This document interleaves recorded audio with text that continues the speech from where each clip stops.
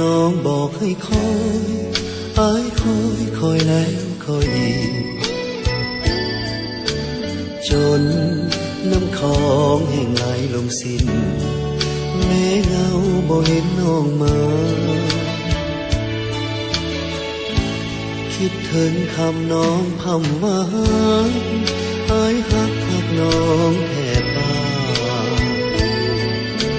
เป็นสันใดหนอดวงแก้วตาสัญญาไว้แล้วบ่เห็นอายจะคอยนิ่งแม้นพันเวรพันคืนนายก็จะขอเถิงน้ำคลองจะขึ้นล้นคลอง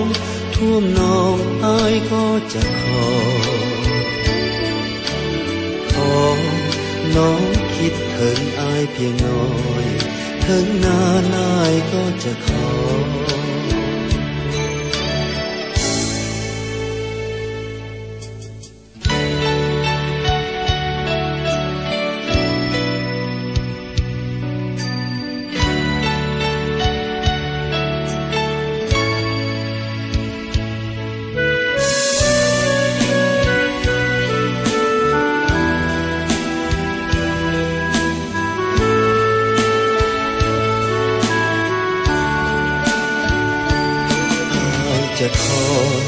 จะค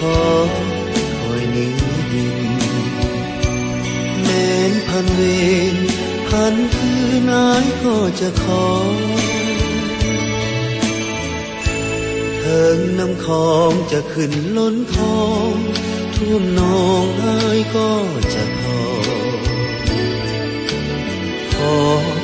น้องคิดถึงอายเพียงน้อยถึงนานอายก็จะขอ